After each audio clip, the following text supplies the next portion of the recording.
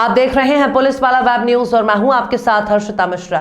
मध्य प्रदेश में गौवंशों के नाम पर हो रही भारी भरकम फंडिंग में अब रीवा जिले की गौशालाओं में भ्रष्टाचार के मामले भी परत दर परत खुलते जा रहे हैं।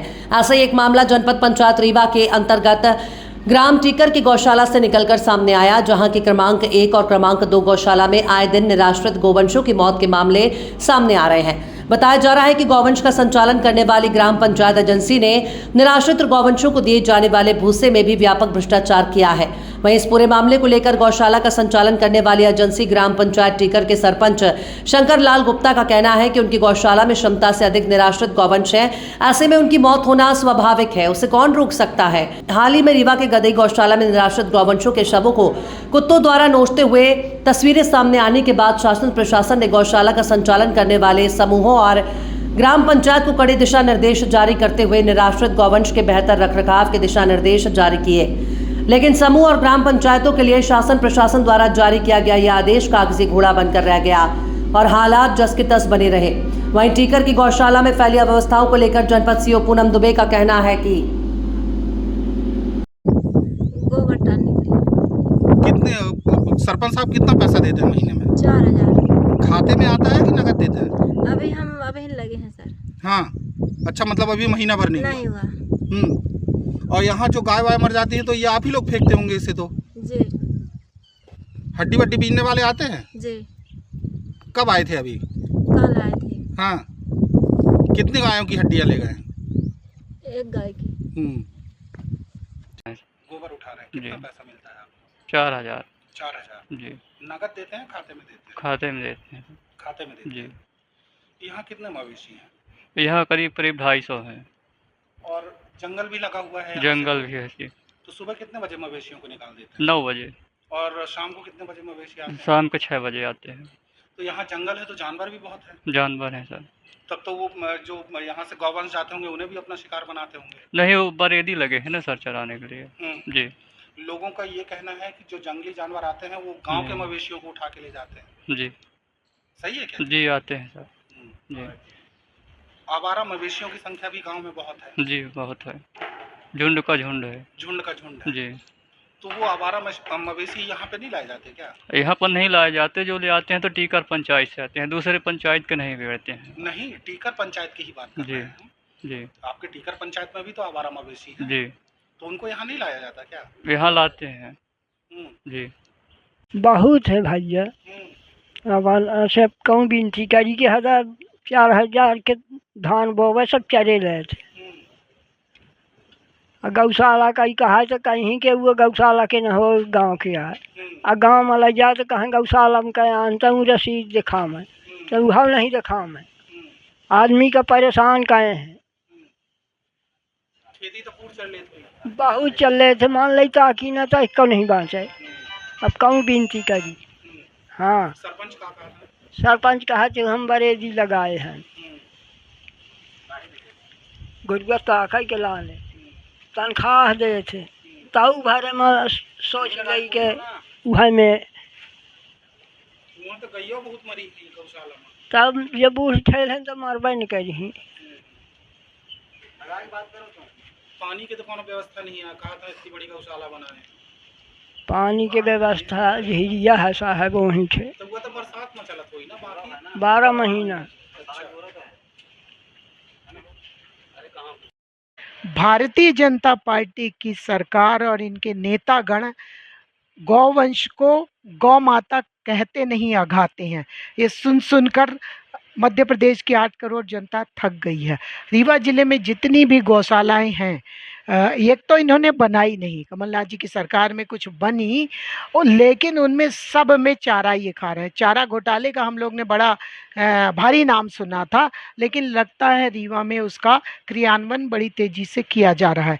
अभी जब पत्रकार साथी गए और देख कर आए कि टीकर में 2 गौशालाओं में सड़ा हुआ भूसा रखा था, एक भी गैया नहीं थी। बता दिए जंगल चरने गई हैं और 41 या 42 लाख रुपए का चारा वहाँ के जो जनप्रतिनिधि नेता और भारतीय जनता पार्टी के चेला चापड़े चारा खा गए।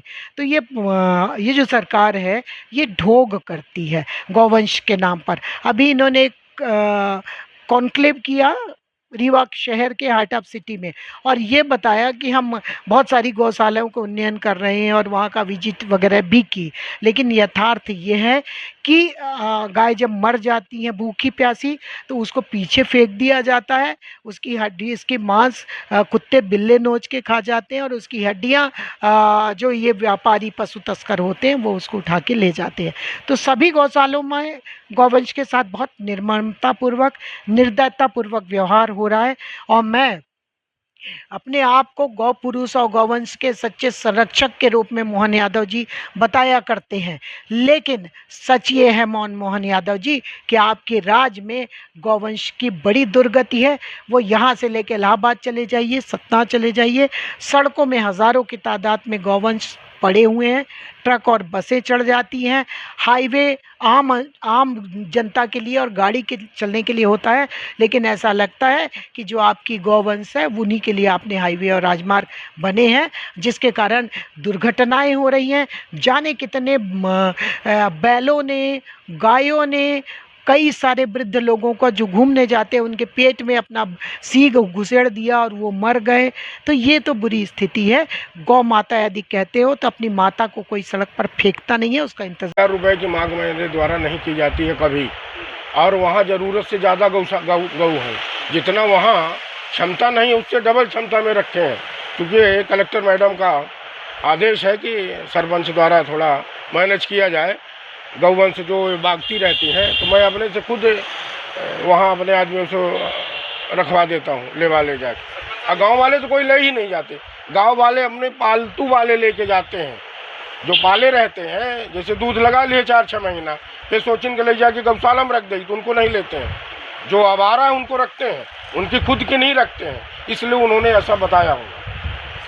वहाँ जो गौशाला के से जुड़ा हुआ एरिया है, वहाँ के जो लोग हैं उनका ये कहना है कि रात में गौबर जितनी गौशाला की गाय हैं वो पूरी खेतों में आ जाती है, जिससे उनकी फसल का नुकसान होता है। नहीं, गलत बात है ये। गांव वालों को गाय है जो खेती चरती है। हमारे यहाँ 3-5 कर्मचारी हैं, 5 लगा के रखे हैं और सब देख रेख करते हैं। वो तो गांव वालों के जैसे छूट गई तो बोले गौशाले के हैं सब, ऐसा नहीं है। गौशाला के हमारे गैया कोई नहीं छूटती, ना बारह रहती है। आप देख आए होंगे, गोबर टारने वाला रहा होगा, गोरू ढीलने वाला रहा होगा, भूसा डालने वाला रहता है, पूरी व्यवस्था बना के रखे हैं। सरपंच साहब, आप अपने कर्मचारियों को कितना वेतन देते हैं? हम अपने कर्मचारियों को 9-9 हज़ार रुपये वेतन देता हूँ। 9-9 हज़ार जी। ये कैसे कैश में देते हैं या नकद उसमें अकाउंट में? कैश में देते हैं, अकाउंट में भी देते हैं।